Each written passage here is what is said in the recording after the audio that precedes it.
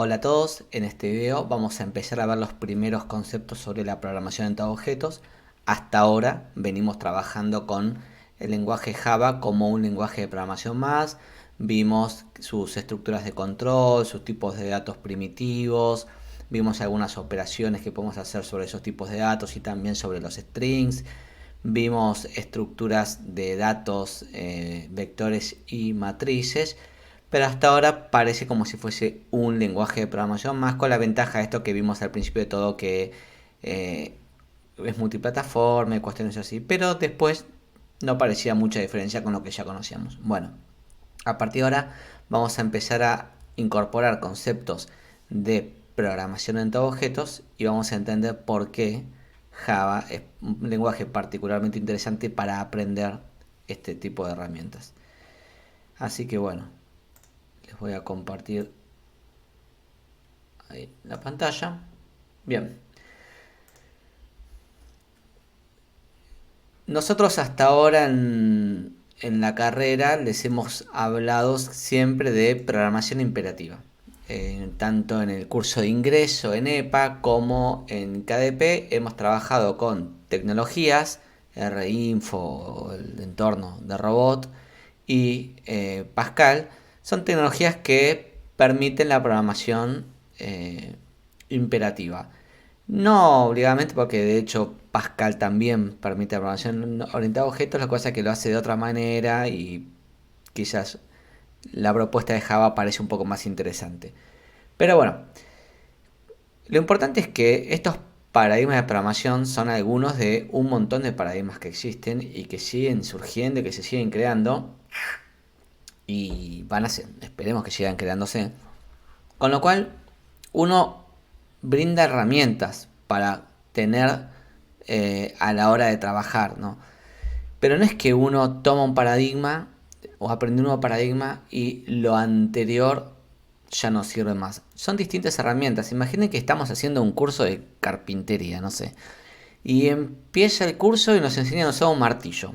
Siguiente clase, bueno, ahora es el serrucho. No es que el martillo no se usa más. Para algunas cosas necesito un martillo, para otras cosas necesito un serrucho. En la vida agarro un serrucho y un martillo. Pero bueno, esto es lo mismo. Los paradigmas se van sumando, van a ir aprendiendo constantemente nuevas tecnologías, nuevas herramientas, nuevas formas de pensar, pero que se suma a lo anterior, no se reemplaza. Es importante que tengan este concepto en la cabeza. Vamos a un problema típico que se nos puede cruzar o que vamos a ir trabajando incluso a lo largo de esta clase, ¿no?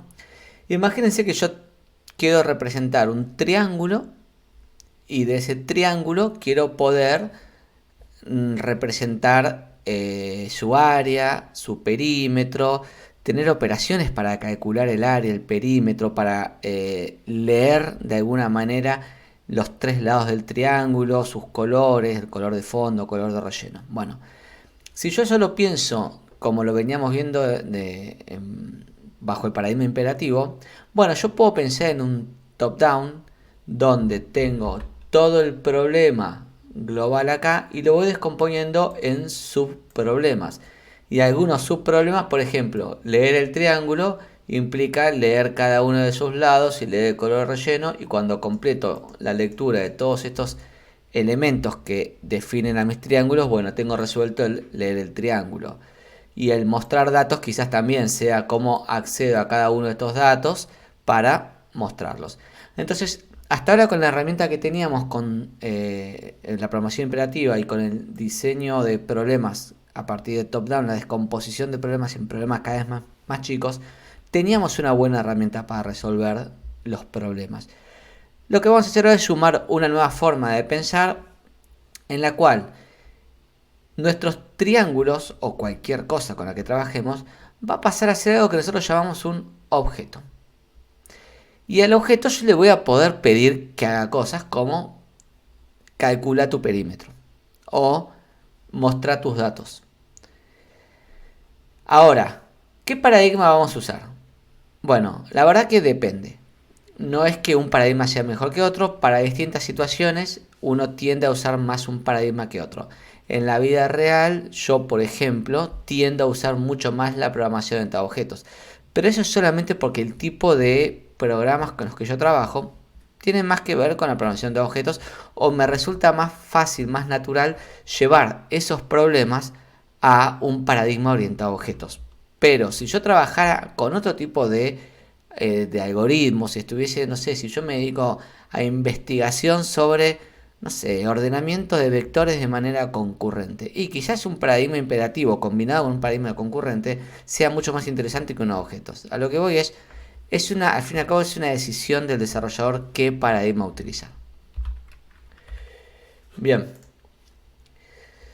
¿qué es esto de un objeto? Bueno, decimos que un objeto es una abstracción de un objeto, de una entidad del mundo real. Recuerden, esto lo hablamos en el curso de ingreso, que una abstracción, para nosotros abstraer algo, es tomar los elementos que más nos importan de esa entidad, de ese objeto, y quedarnos solo con eso. Y asumir que para nosotros, en nuestro sistema, en nuestra aplicación, esa entidad está representada solo por esas características. E ignoramos todo lo otro. Por ejemplo, cuando nosotros tenemos que en un programa no sé, en KDP, se dispone información de alumnos. De cada alumno se dispone nombre, apellido, DNI, año de nacimiento y, no sé, ciudad de la que viene. Hay un montón de elementos del alumno que no estamos representando.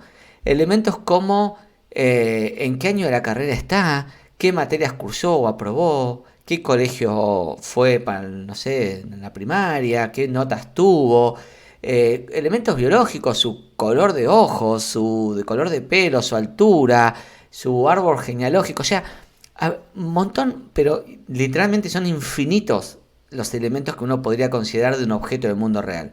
Si uno no se abstrae, si uno no se queda con lo que le interesa, la verdad sería imposible programar, porque no podríamos almacenar en memoria ningún elemento de lo con los que estamos trabajando. Entonces, la abstracción es un paso importantísimo a la hora de implementar cualquier programa en cualquier paradigma.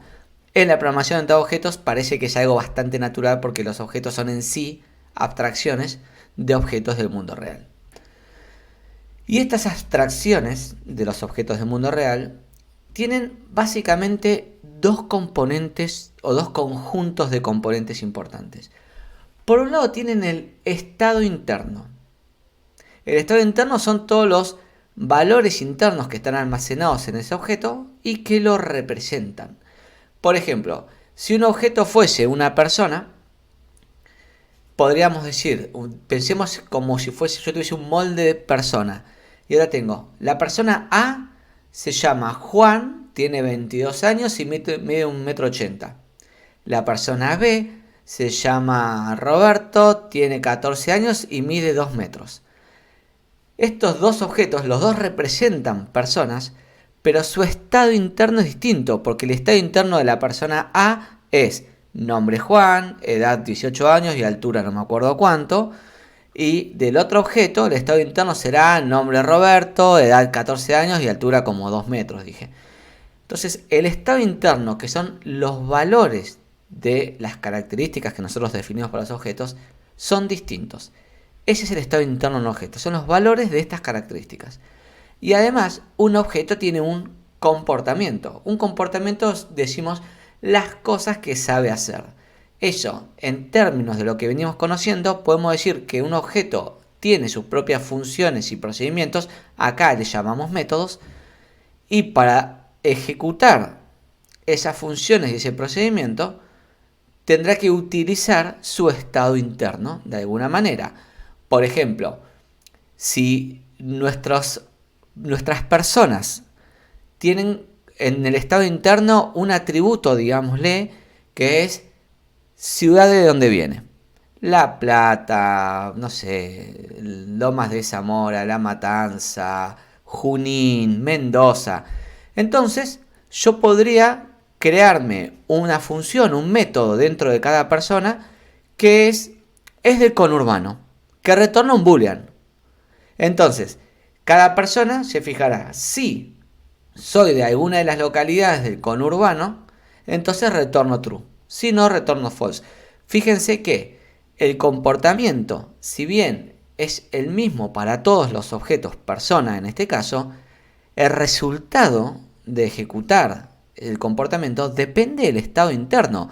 Porque para una persona que es de La Matanza, le dirá es del conurbano, retornará true, pero para una persona que es de Mendoza, es del conurbano, retornará false. Entonces, el comportamiento que está dentro del objeto no es como antes que yo le pasaba como parámetro a una persona a una función. Ahora, la persona tiene la funcionalidad de adentro, tiene ese comportamiento y va a resolver distintos dependiendo de los valores que tenga en su estado interno.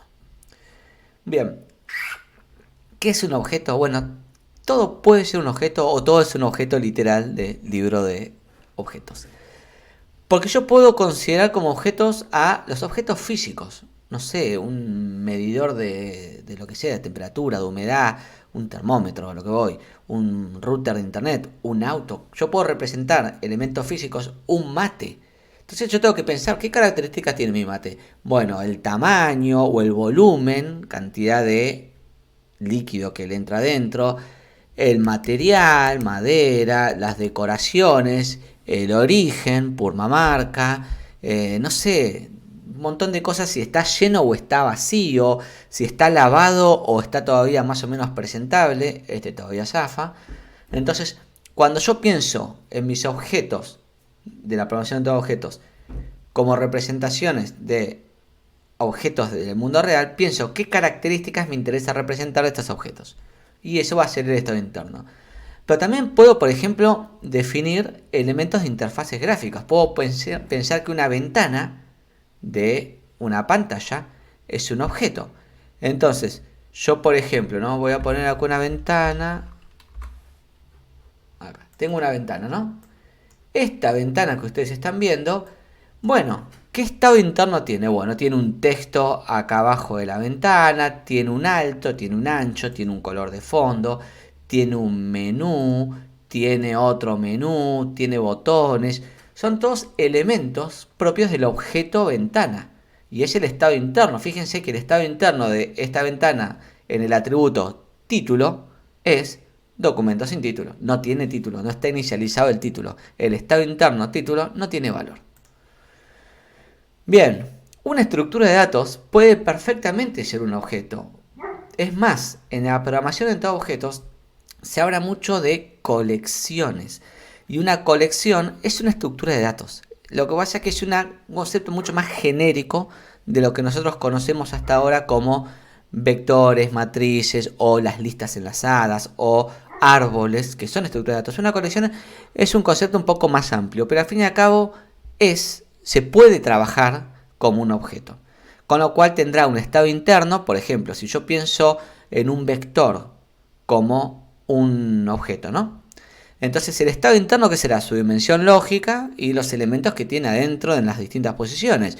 Y además tendrá implementadas las operaciones para agregar algo del vector, para obtener la dimensión lógica, para eliminar algo del vector, para ver si está lleno, para ver si está vacío. Todas las operaciones que ya conocemos de vectores, ahora las pongo adentro del mismo objeto vector, junto con los elementos del vector. Combino el estado interno con el comportamiento. También podemos representar seres vivos, no sé, una veterinaria, por ejemplo, tiene un sistema que gestiona todos los animales que atiende, entonces podría tener como objetos cada animal, que tendrá una especie, perro, gato, canario, tortuga, lo que sea, un peso, una edad, un nombre del dueño, todas estas cuestiones. Y es muy común cuando uno diseña un sistema que tiene distintos roles. Por ejemplo, tengo el administrador del sistema, tengo el usuario que solamente accede a los paneles con estadísticas, tengo el usuario que trabaja en el día a día, tengo el usuario que accede a la información pública. No sé, por ejemplo, en un sistema para gestionar un periódico online, un diario. Bueno, tendré el periodista que puede cargar la noticia pero no la puede publicar. Entonces hay un rol de periodista y tengo muchos usuarios que tienen el rol de periodista. y después tendré el editor, que es el que aprueba las notas y las publica, o es el que las rechaza. Entonces las actividades que va a hacer un editor del diario no serán escribir las notas, pero sí será leerlas, acceder a todas las notas, ver todas las notas de todos y aceptarlas o rechazarlas. Y después tendré el lector, que es el que nosotros entramos al diario, que podemos ver las notas publicadas, no podemos ver las notas que no están publicadas, no podemos ver las notas que el editor todavía está revisando, ni las que fueron rechazadas. O sea, yo puedo representar a los distintos usuarios con sus roles, y estos roles pueden ser también objetos que tienen distintos comportamientos. El rol del editor sería aprobar nota, solicitar corrección de nota y rechazar nota. ¿Está? Acá hay mucho de imaginación, como verán. Bien, seguimos con ejemplos. Bueno, si quiero representar, por ejemplo, un perro, entonces, como su estado interno, las características que me interesarían, por ejemplo, para este tipo de sistema, para representar al perro, yo podría quedarme con la raza, la edad y el color del pelaje, suponiendo que es un sistema que con eso me alcanza. Ahora, si yo estoy haciendo análisis genético de razas de perros, posiblemente necesite un montón de información sobre, no sé, la decodificación de los genes de esta raza y toda la secuencia genómica de este perro. Entonces, la cantidad de elementos que me interesan registrar de un objeto depende del propósito con el que estoy representando este objeto en mi sistema. Y después, bueno, ¿qué comportamiento le voy a asignar a mi objeto? Bueno, por ejemplo, en un sistema, uno sencillito, podría decir que al perro le permito ladrar. Entonces yo puedo decir perro ladra y mi perro ladra. En mi sistema podría ser que mi perro ladre. Después veremos cómo se implementa eso. Gruñir, aullar y cosas que hacen los perros. Mi perro tiene implementado el perro ladrar bastante seguido. Después podemos, por ejemplo, representar autos. Y de cada auto, de cada objeto auto, puedo tener como estado interno una marca, un color, una velocidad, no sé, un tipo de combustible, una nacionalidad, lo que consideren necesario para representar su auto. Y después, no sé, comportamiento del auto. Bueno, una función, un método, arrancar, que pone el auto en estado encendido. Uno, frenar, que pone el auto en estado, todavía lo mantienen encendido pero sin movimiento. Un acelerar, que modifica el movimiento aumentándole si la aceleración es positiva o decrementándole la velocidad si la aceleración es negativa. En fin, depende de lo que yo quiera hacer con mi auto, es qué comportamiento voy a definir. Por ejemplo, para nuestro ejemplo del triángulo, yo puedo definir características, el tamaño de los tres lados, un color para el relleno del triángulo y un color para los bordes. Y podría, por ejemplo, poner como comportamiento un método que me calcule el área del triángulo y otro que me calcule, por ejemplo, el perímetro del triángulo, o sea, la suma de los tres lados del lado 1, lado 2, lado 3. Bien. Entonces, dijimos que un objeto combina tanto estado interno como comportamiento. Este estado interno está compuesto, contiene a todos los atributos que caracterizan al objeto. ¿Tá? En la programación orientada a objetos decimos que todos estos atributos son las variables de instancia del objeto. No es lo mismo, pero para que tengan para comparar, si un objeto fuese un registro de Pascal, las variables de instancia serían los campos de ese registro. Pero repito, no es lo mismo, es solamente para que puedan tomar un concepto que conocen e imaginárselo en objetos. Además del estado interno, dijimos que tiene un comportamiento, un objeto, que son todas las acciones, todos los métodos que implementa este objeto, todas las cosas que sabe hacer el objeto. Decimos que son los servicios que responde el objeto. Y se implementan, si tenemos variables de instancia para el estado interno de un objeto, tenemos métodos de instancia para representar todos los servicios o todas las acciones que puede responder el objeto. Vamos a ver que podemos tener métodos de instancia que están disponibles para todo el mundo y métodos de instancia que son ocultos al mundo y que son cosas internas del objeto, que nadie los puede usar por afuera, pero que el objeto sí los puede usar por sí mismo para hacer operaciones o para lo que necesite.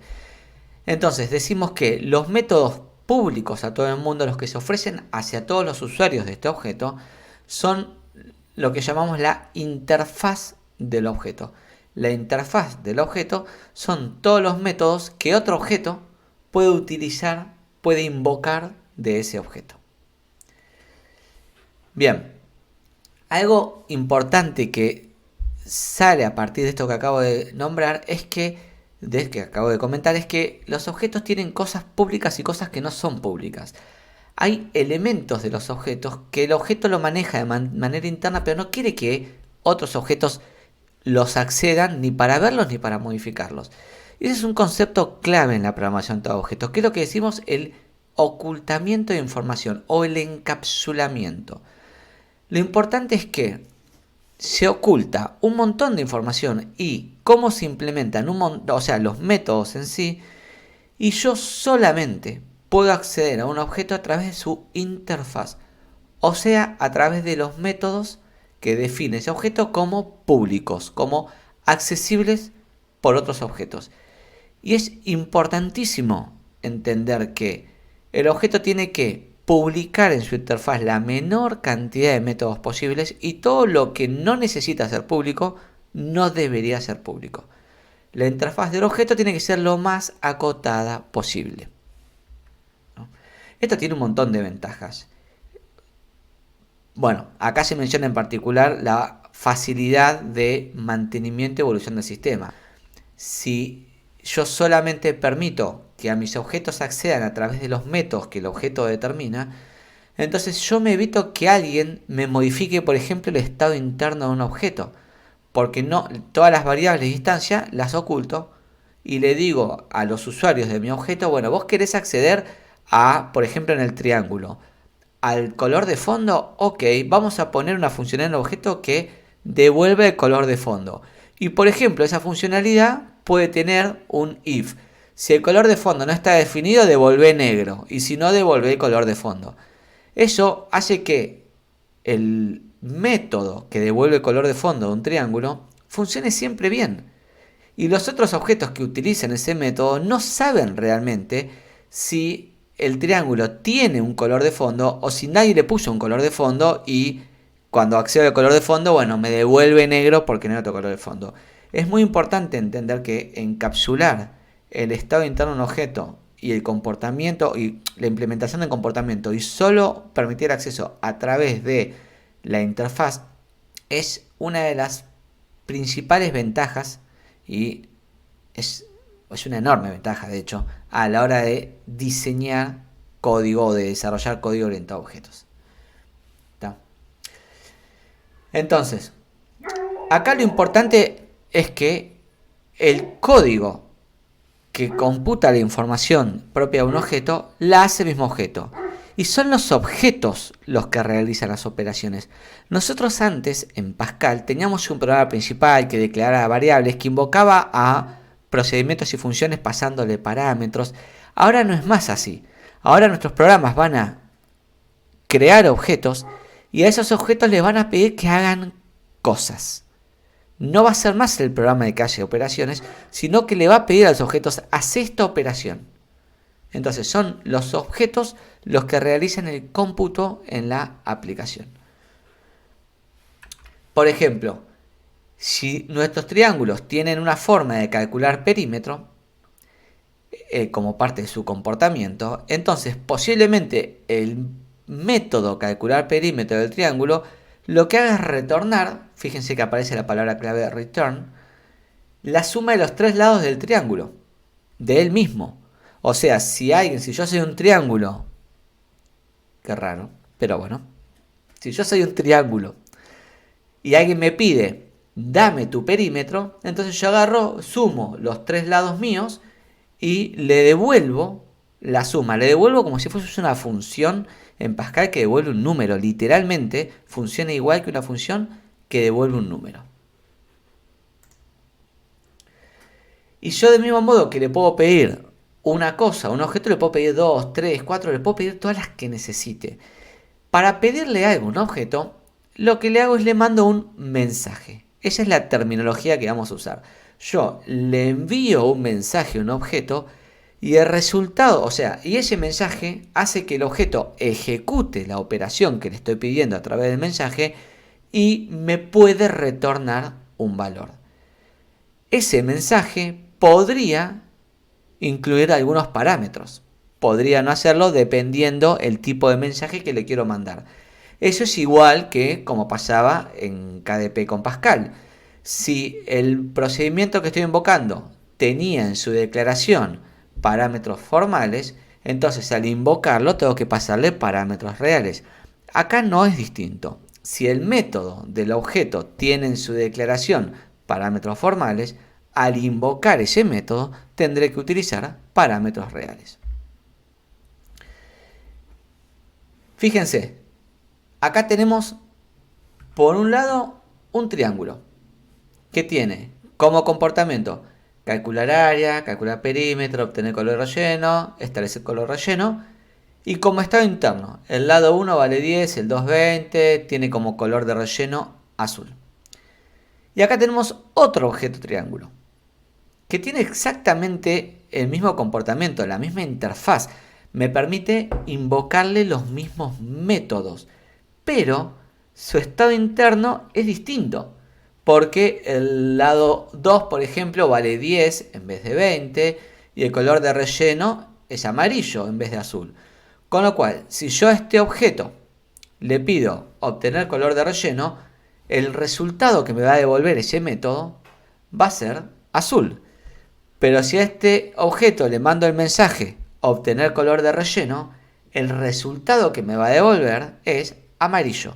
Con lo cual, si bien el comportamiento que exponen es el mismo, internamente, como el comportamiento depende del estado interno de cada objeto, el resultado va a ser distinto. ¿Qué es una clase? ¿Se acuerdan que cuando hicimos los primeros ejemplos, a ver si tengo por acá en NetBeans, sí. Cuando hacemos los primeros ejemplos, nosotros acá decimos public class. Estamos todo el tiempo definiendo clases. Y eso les va a pasar en cualquier ejercicio. Todos los programas que hacemos tienen clases. ¿Qué es una clase? Bueno, una clase es, grosso modo, el molde a partir del cual construimos objetos. Entonces, una clase es uno de estos elementos de la programación de objeto que describe a todos los objetos que son comunes. Por ejemplo, todos los objetos triángulos tienen la misma estructura dentro. Tienen una variable de instancia para el lado 1, tienen una variable de instancia para el lado 2, tienen una variable de instancia para el lado 3, tienen una variable de instancia para el color de línea y tienen una variable de instancia para el color de relleno. Todos los triángulos tienen esa estructura interna, tienen esas variables de instancia. Lo que pasa es que distintos triángulos que sean de esta clase triángulo, que surjan del mismo molde, tendrán distintos valores para estas variables de instancia. Entonces, una clase tiene todas las variables de instancia que representan el estado del objeto y además tienen el código de los métodos que implementan estos objetos, tanto los públicos como los privados. Y cuando yo quiero crear un objeto, lo creo a partir de una de estas clases. Yo digo con la palabra clave new y le digo el nombre de la clase y eso me crea un objeto de esa clase. Automáticamente cuando me creo objeto de la clase, ese objeto, esa instancia, tiene adentro todas las variables de instancia y los métodos que la clase de la que estoy haciendo el new tiene incluidos. Ustedes ya usaron el new previamente. A ver, Si lo tengo por acá. No, obviamente lo borré, no sé ni dónde quedó. Bueno, ustedes ya deberían haber usado el new cuando trabajamos con vectores. Ah, esto debe estar acá entonces. Acá. Ya teníamos la palabra clave new. Y esto, de alguna manera, crea un objeto vector, en este caso, un objeto matriz en este caso. Y si ustedes acá hacen la prueba, van a ver que a la matriz llamada tabla ya le pueden enviar un montón de mensajes. ¿Cómo? Bueno, escribo la variable matriz, punto, y esto ya implementa todas estas funciones que ya están definidas en el molde de las matrices. ¿Tá? Es un caso especial de las matrices, pero quiero que vean que es algo que ya de alguna manera veníamos haciendo. Yo ya tenía forma de crear algún tipo de objeto y acceder a sus variables. Y de hecho, con los strings, que eso es otra cosa que también estuvimos trabajando, el string es un caso especial porque es un tipo de objeto que Java me permite definir sin la palabra clave new. String. Vamos a poner test igual hola desde Java. Esto en Java es crear un objeto de tipo string. Y yo a esta variable puedo pedirle cosas. Por ejemplo, ver qué carácter está en la posición X y del string. O ver, a ver algo que sea interesante, si es igual a otro string, ya vamos a ver un poco eso. Ver si está vacío el string, ver la longitud del string. O sea, hay un montón de elementos que están implementados en la clase string. Entonces yo puedo, acá tengo un objeto string, o sea, una instancia de clase string. Entonces tengo acceso a el estado interno de este string, que es esta secuencia de caracteres, y a todo el comportamiento de ese string a través del punto, y puedo ver, por ejemplo, cuál es el carácter que está en la posición 5, que será esta letra D, creo. Pruébenlo. Bien. Esta representación que vamos a ver muchas veces proviene de un lenguaje gráfico que se usa mucho en la programación de objetos que se llama UML. Nosotros acá no vamos a ver mucho UML, no vamos a hacer hincapié en el UML en sí, pero hay algunos elementos del UML que vamos a ver a lo largo del módulo de programación de objetos que sirven para explicar un concepto de manera sencilla, ¿no? Esta cajita dividida con 3 zonas es la representación UML de una clase. El primer elemento de la cajita es el nombre de la clase, en este caso es la clase triángulo. El segundo elemento de la cajita son todas las variables de instancia que van a tener los objetos que sean instancias de un triángulo, de la clase triángulo. Y la tercera cajita tiene todos los métodos, los nombres, los encabezados. No tengo el código de los métodos acá, ¿no? Los encabezados de los métodos que tiene la clase triángulo. Fíjense que para el encabezado pongo el tipo que devuelve, double, y el nombre del método. Por ejemplo, calcular área o double, calcular perímetro. Bien, acá se ponen métodos para obtener los valores de las variables de instancia, porque recuerden que las variables de instancia están ocultas. Yo las veo en el diseño, porque soy un programador que estoy pensando cómo voy a armar mi clase triángulo, pero cuando yo le digo a otro programador, che, ya armé la clase triángulo, te doy el archivo .java con el código, ese programador, la única forma que va a tener de acceder al lado 1 del triángulo, por ejemplo, o sea, a la variable instancia lado 1, será a través de un método que le permita obtener eso, que, spoiler, se llaman los getters, por inglés get, de obtener. Bien, y como les contaba hace unos minutitos, para crear un objeto, lo que hago es crear una variable de instancia a partir de una clase. O sea, una variable de instancia, no, crear una instancia de una clase. Entonces, para instanciar un objeto, lo que hago es le envío a la clase de la que quiero crear un objeto un mensaje especial, que es el que decimos el new. Como les mostré recién, existe alguna excepción en Java particularmente, que es con el string, que Java permite. Podemos crear strings con new como cualquier objeto, pero Java nos facilita también, podemos crear strings sin usar la palabra clave new. ¿Qué hace el new?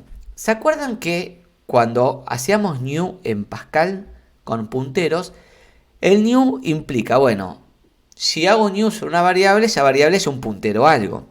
Entonces, Pascal se fija, ¿puntero a qué? Supongamos un puntero a un entero. Entonces, ¿cuánto ocupa el entero en memoria? No sé, 6 bytes. Listo, reserva 6 bytes de memoria y la dirección de memoria de ese puntero, de donde puso ese entero, la asigna al puntero. Bueno, acá es lo mismo. Es idéntico. Cuando ejecuto el new sobre un objeto, lo que hace Java es, se fija sobre una clase, se fija, ok, ¿cuánto espacio necesito de memoria para guardar esta clase? Bueno, se calcula eso, reserva en la memoria todo ese espacio y la dirección de memoria de esa instancia que acaba de crear de la clase se la guarda en la variable donde estoy haciendo el new. Fíjense por qué es tan importante entender cómo funcionan punteros en Pascal. Acá Java pareciera que nos hace olvidar que estamos trabajando con punteros, aunque si vieron videos anteriores ya vimos que el nil, que ahora se llama null, ya apareció, con lo cual no estamos tan lejos de los punteros, pero bueno, en principio Java nos abstrae un poco de que está trabajando con punteros, pero es exactamente lo mismo. El new, nombre de clase, lo que hace es, se fija cuánto ocupa esta clase en memoria, reserva esa posición de memoria en algún lugar de la memoria dinámica, acá se llama la heap, y la dirección donde está eso se lo guarda en la variable donde dice new. Y algo nuevo que aparece con los objetos es que cuando yo creo una instancia o un objeto, puedo ejecutar un código especial que es la inicialización del objeto, o lo que decimos el constructor del objeto. El constructor del objeto es un método especial que yo puedo definir, y si no lo defino ya viene, Java me pone un constructor en todos mis objetos por defecto, que le asigna valores a todas las variables de instancia de mi objeto, ¿no? Bueno, una vez que reservó memoria y ejecutó el constructor, se devuelve la referencia a esa posición de memoria y esa referencia se almacena en una variable, como les contaba recién, exactamente lo mismo que pasaba, que pasaba con los punteros en Pascal. Fíjense en este caso que estoy haciendo new triángulo y se está pasando 10, 10, 10 como amarillo como violeta. Triángulo es el nombre de la clase de la que estoy haciendo el new. Y pareciera que el constructor de los triángulos, de la clase triángulo, tiene definidos 5 parámetros. 3 parámetros que son enteros y 2 parámetros que son string. Asumo, por lo que estamos viendo acá, que los 3 parámetros enteros determinan el tamaño de los lados del triángulo. El siguiente parámetro, el cuarto, que es un string, determina el color de relleno y el quinto parámetro determina el color del borde. Fíjense cómo, en este caso, el constructor ya fue pensado para inicializar el objeto a la vez que se construye. Ahora vamos a ver un poquito cómo funciona esto porque no hay ninguna magia acá. Bien, esperen que me corro. Ahí va. Hasta ahora vimos que podemos crear objetos. Yo puedo, con el concepto de clase, diseñar de alguna manera cómo quiero que sean mis objetos, qué variable de distancia van a tener, qué comportamiento van a implementar. Y después con el new puedo crear objetos. Bueno, Una vez que yo creo 1, 2, 10 objetos, no importa. ¿Qué hago con los objetos? ¿Cómo funciona un programa orientado a objetos con estos objetos que estoy creando? Bueno, si ustedes se acuerdan, espero que se acuerden, en KDP o en el módulo imperativo, el flujo normal de un programa era, empieza el begin del programa principal, se ejecutan sentencias, eso puede invocar a un módulo, ese módulo quizás invoque a otro, que invoca a otro, que vuelve al programa principal, eso vuelve a invocar un módulo y así. Como que de alguna manera todo dependía de los módulos.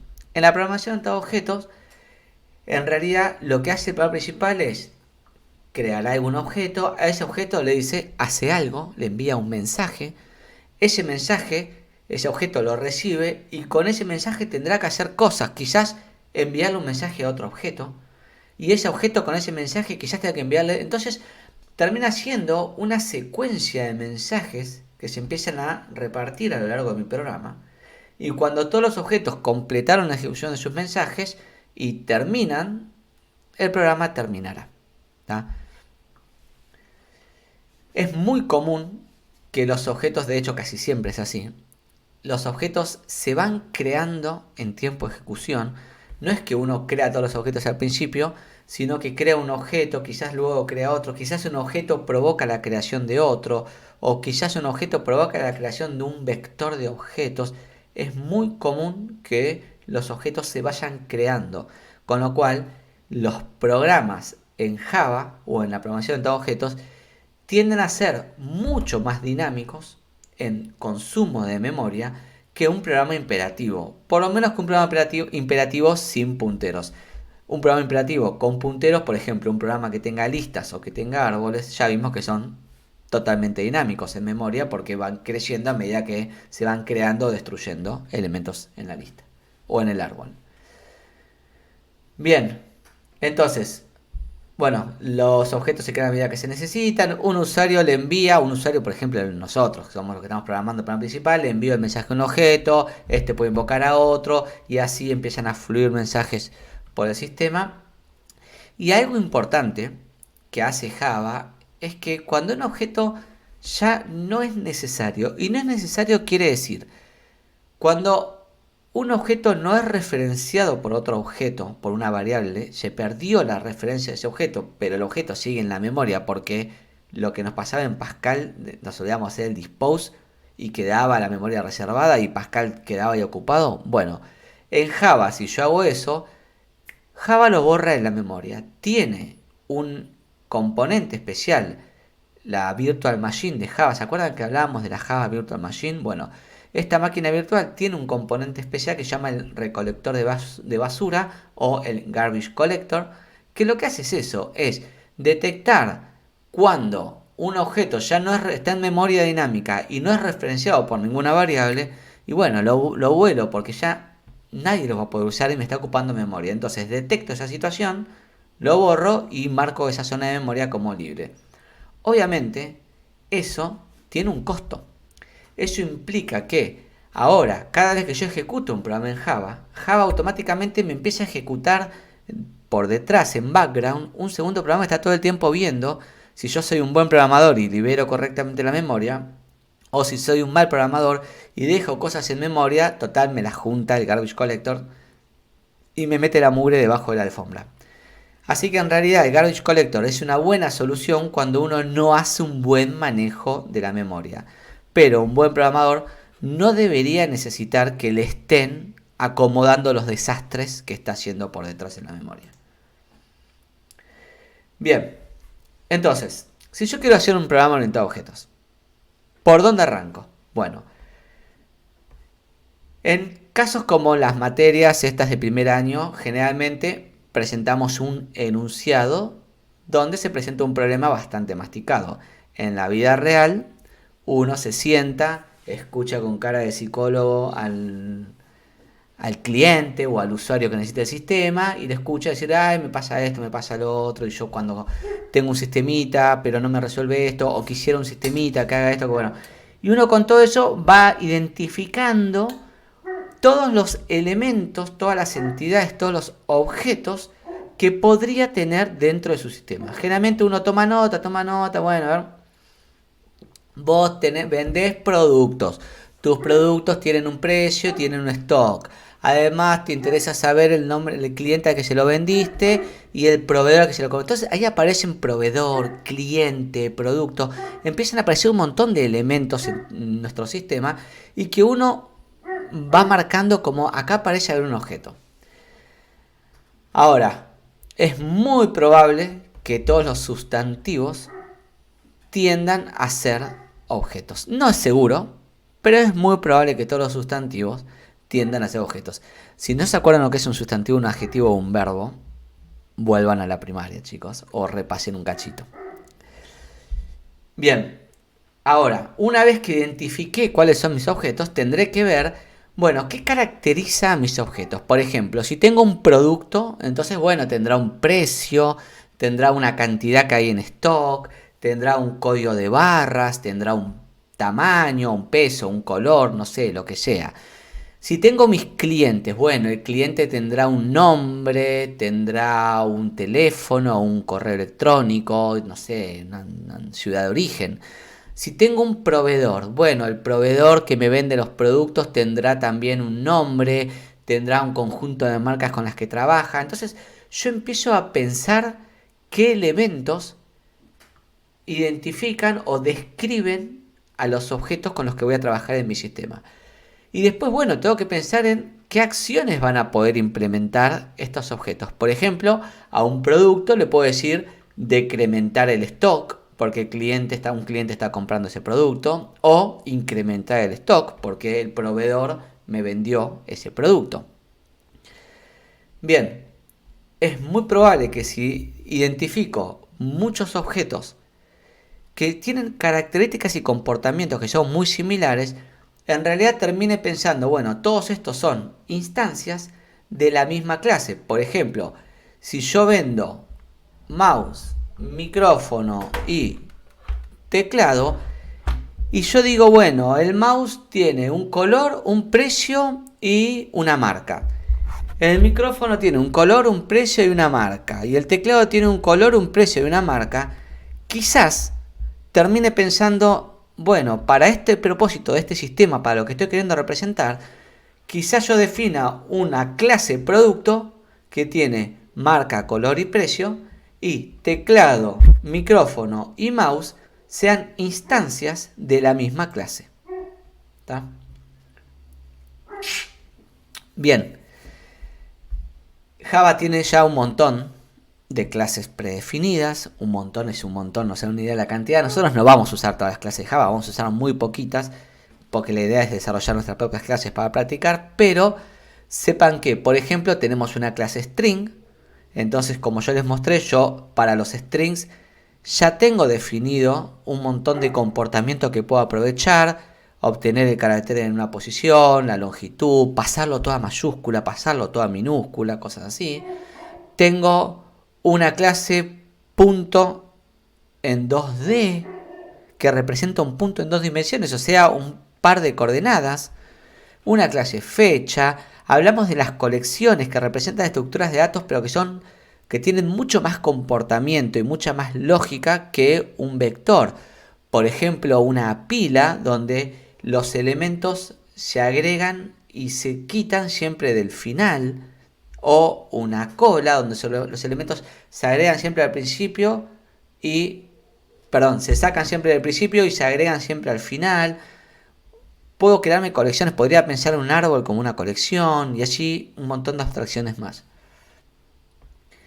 Salvo en el caso de los strings, como les contaba hoy, siempre voy a usar la palabra clave new para crear instancias de clases, o sea, objetos. Y en particular en string puedo simplemente crear un objeto string utilizando las comillas, string saludo hola. Esto está guardando en la variable saludo el string hola. Como ya sabemos, quiero pensar que ya está claro esto, pero por las dudas, esta operación o esta operación, que son exactamente la misma usando el new o el no new, ¿esto qué hace? Bueno, se fija cuánto espacio necesita para esta secuencia de caracteres. Supongamos 5 chars. Entonces, reserva en algún lugar de la memoria 5 posiciones de memoria para esto, más lo que necesite para almacenar todo el comportamiento de los strings. Todo esto que está en memoria dinámica está en alguna dirección de memoria.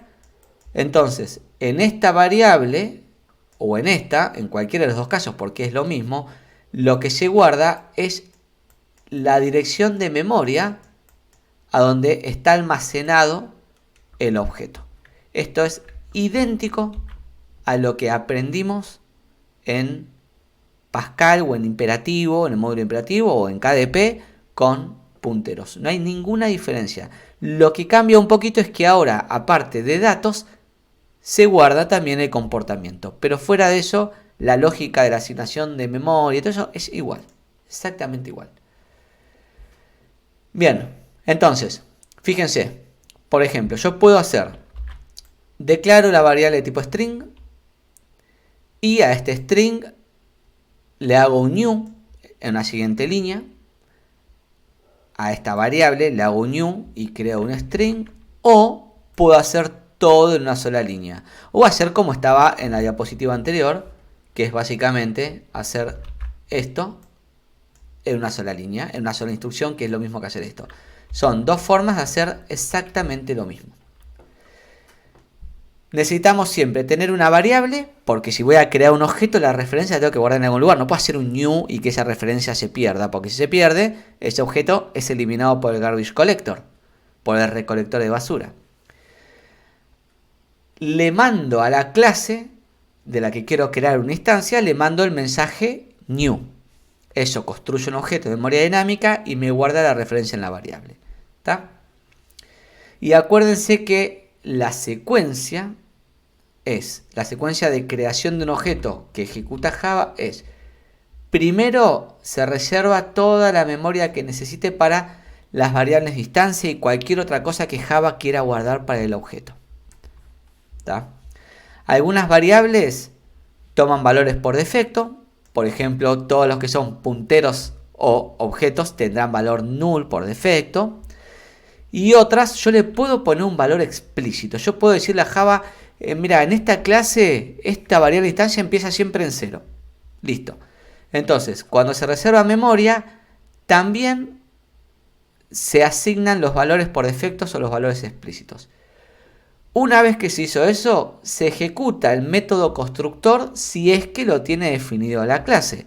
En este método constructor se pueden cambiar los valores explícitos o por defecto con nuevos valores que se envían por parámetro. Como por ejemplo, en nuestro... A ver si lo tengo acá. Ahí. En nuestro triángulo, yo le estaba pasando 5 valores al constructor de triángulo, porque digo new triángulo y entre paréntesis le paso 5 parámetros. Eso quiere decir que el constructor de triángulo recibe 5 parámetros y esos 5 parámetros inicializan las 5 variables de instancia del triángulo. Por defecto el color de línea es un string, entonces pondría un null, pero el constructor pisa ese null con el valor violeta. Bien, una vez que se ejecuta el constructor, se asigna la referencia a la variable sobre la que se hizo. O sea, se guarda en la variable de instancia la referencia a la dirección de memoria donde se creó ese objeto. Y esto de que estamos trabajando con referencias es re importante tenerlo en cuenta, porque esto determina mucho la forma de comparar objetos. Y esto también pasaba en KDP. Si yo creaba dos punteros a, no sé, a dos alumnos, y si yo preguntaba si puntero 1 igual a puntero 2, en realidad estaba preguntando si apuntaban a la misma dirección de memoria. Por ejemplo, cuando recorríamos las listas, preguntábamos si L es igual a PRI, que decía estamos en el primero, quiere decir que las dos variables L y PRI apuntan al mismo a la misma posición de memoria que nosotros teníamos adentro, por ejemplo, un nodo de la lista. Acá es igual. No es lo mismo preguntar si dos variables apuntan a la misma posición de memoria que preguntar si dos variables apuntan a distintas posiciones de memoria, pero que adentro tienen el mismo valor guardado. No es lo mismo preguntar por el valor que están en esas posiciones de memoria que por las posiciones de memoria. Bien. Entonces, tenemos, bueno, en vez de nil, acá le decimos null, pero es lo mismo. Fíjense, si yo digo string 1, new string, hola, y string 2, new string, hola, yo hasta este punto, hasta acá, tengo dos elementos en memoria que son muy parecidos. La única diferencia es que están en distintas posiciones de memoria, pero que tienen lo mismo adentro. Las dos tienen la secuencia de caracteres HOLA, el estado, la variable instancia de longitud será 4 y saben hacer lo mismo, tienen el mismo comportamiento. Las dos variables de instancia, saludo 1 y saludo 2, tienen lo mismo.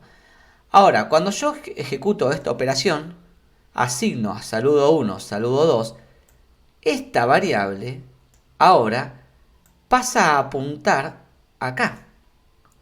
Y esto se pierde. Esto lo que está haciendo es asignar posiciones de memoria. O sea, asignación de punteros. Y en este caso, el recolector de basura agarra este elemento y lo saca de la memoria. Se pierde ese elemento de la memoria. Bien, si yo comparo dos variables, dos objetos con igual o igual distinto, lo que estoy comparando es si están apuntando a la misma posición de memoria.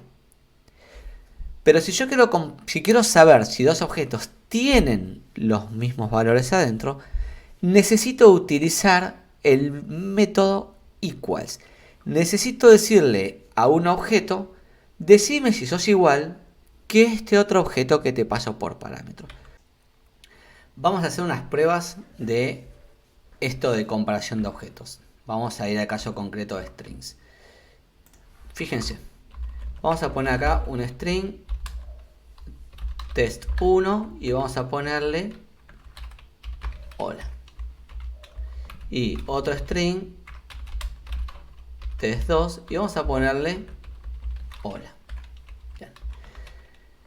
Por lo que vimos hasta ahora, la comparación con igual, vamos a guardar el resultado, boolean iguales, vamos a poner que test1 sea igual a test2, debería dar falso.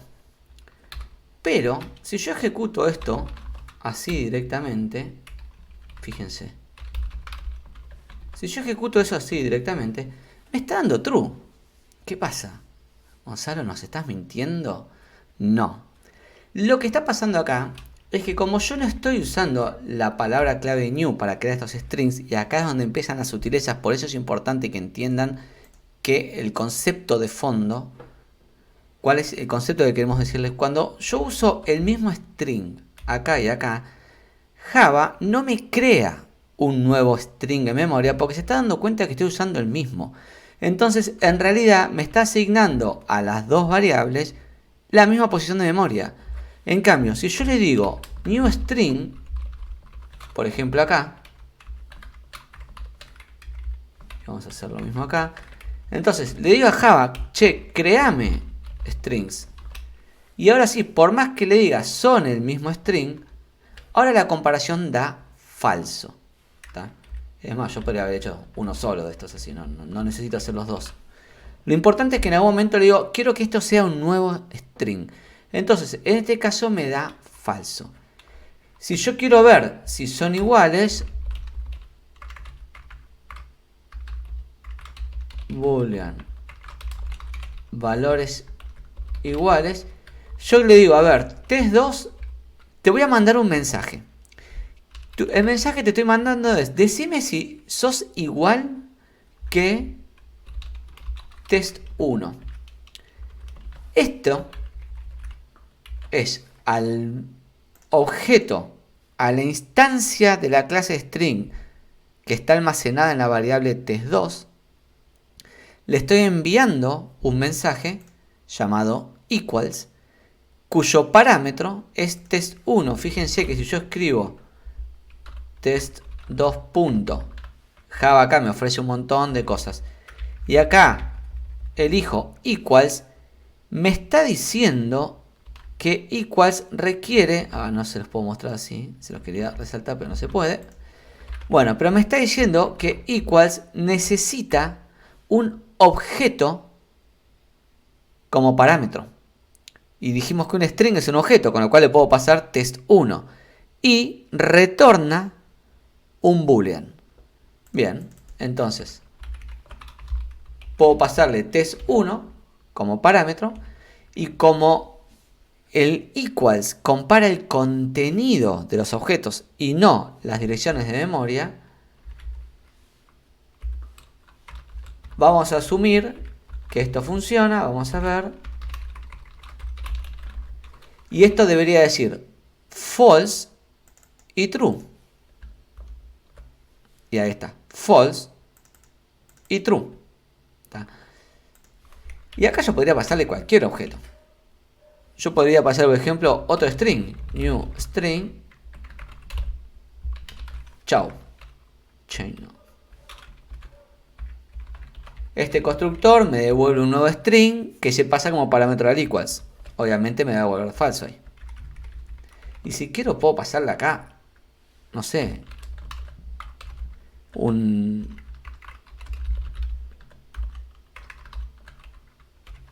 vector de 20, no sé, una cosa así. Bueno, acá no va a andar porque no van a ser... Claro. A ver, debería andar igual. Sí, está bien. Fíjense, le estoy pasando otro objeto, un vector de 20. O sea, yo puedo comparar objetos con cualquier objeto. Obviamente no tiene sentido comparar algo que es una instancia de string con algo que es una instancia de entero para ver si tiene los mismos valores. Pues es imposible que tenga los mismos valores. Pero al fin y al cabo son objetos. Y Java lo que me decía acá es: pásame un objeto. ¿Cuál? El que vos quieras. Vos pasame un objeto y yo los comparo. Pero bueno, uno esperaría, y eso es lo que quiero que entiendan, que el equals lo voy a hacer entre objetos de la misma clase. No le voy a estar pasando al equals objetos de distintas clases. ¿Tá? Acá, por ejemplo, vamos a devolverle test1. Entonces, acá al objeto test2, que es una instancia de la clase string, le envío el mensaje equals test1. ¿Tá? Fíjense, yo también podría, por ejemplo, hacer de los métodos que estuvimos viendo, ¿no? A test1 le paso vamos a poner to uppercase, así lo pueden ver. To uppercase me devuelve el objeto en mayúscula. Y después vamos a ver qué pasó con el objeto original. ¿Qué creen? ¿Lo modificó o no modificó? Yo acá le digo, mostrame test1 en mayúsculas. Y acá, test1, ¿está en mayúsculas o sigue estando en la versión original todo en minúscula? Vamos a probarlo. Si se fijan, esto retorna una representación de este objeto en mayúsculas, pero no alteró el estado interno de este objeto. No alteró la variable instancia que representa la cadena de caracteres HOLA. Simplemente tomó eso, hizo una copia, lo pasó a mayúscula, me retornó esa copia, pero nada más. No la alteró. ¿Tá? Bien. Bueno. Esto que estamos viendo así, medio por arriba, tenemos. ¿Cómo lo podemos estructurar? Fíjense, esto mismo que yo escribí acá, ¿no? Por ejemplo, esto. Tenemos un objeto. Recuerden que ese objeto tiene que ser instancia de alguna clase, que es el objeto que va a recibir el mensaje que le quiero enviar. Este objeto le envío un mensaje usando el operador punto y el nombre del mensaje. Entre paréntesis, este mensaje puede necesitar parámetros o no necesitar parámetros. Y eventualmente este mensaje puede retornar un resultado. Por ejemplo, el equals retorna un boolean. El to uppercase retorna un string. Bueno, y después yo puedo concatenar mensajes, porque por ejemplo, si esto retorna un string, a este nuevo string le puedo pasar otro método. Y a este le puedo pasar equals test1. Entonces, fíjense, ¿qué está pasando acá? Envío un mensaje a test1 que me devuelve un string. A este string le envío un segundo mensaje que me devuelve otro string. Y a este otro string le envío un equals al que le paso test1, que es otra variable de instancia, que casualmente es por donde empezó todo, pero es otra variable de instancia. ¿Qué creen? ¿Me devuelve true o false esto? Fíjense, a test1 lo paso toda mayúscula. A ese string resultado lo paso toda minúscula. Y a ese string resultado le pregunto si es igual que test1.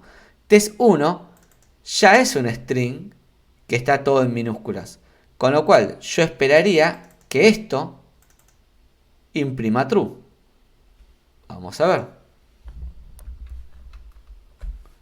Ahí está nuestro true. Bien. Entonces, esto está bueno porque es muy común, fíjense lo que yo les contaba hoy, es muy común que un objeto le mande un mensaje a otro objeto y ese se lo manda a otro y ese se lo manda a otro y así sucesivamente. Es bastante común. Y estos se van ejecutando, fíjense, de izquierda a derecha. A este objeto se le manda este mensaje, al resultado se le manda este mensaje y así podría encadenar 60.000 mensajes. Muchas veces, para darle claridad al código, se separan los mensajes en líneas. Esto lo van a ver mucho. Podría ser esto, esto. Fíjense que como no pongo el punto y coma, se entiende acá. Entonces, a esto se le pasa este mensaje, a este objeto este mensaje. Entonces es una forma distinta de ver exactamente lo mismo. Bien, bueno, yo sé que es un montón de información, es normal, no se preocupen. La idea de esto es de vuelta, jueguen con todo esto. Recuerden que tienen acá varios demos para probar envío de mensajes, que imprime, háganse sus propios que imprime, vean, bueno, obviamente tomen la práctica como ejemplo para ver qué pueden hacer con todo esto, repasen este video 1, 2, 10 veces. Y quédense tranquilos que a medida que avanza el módulo de objetos, muchas de estas cosas empiezan a tener más sentido cuando vamos incorporando más información sobre cómo creamos nuestras propias clases, cómo puedo trabajar entre clases de distintos objetos. Pero bueno, por lo pronto, traten de trabajar con esta información en la práctica y tratar de aplicar lo antes posible todos estos temas que están viendo. Saludos y gracias por mirar.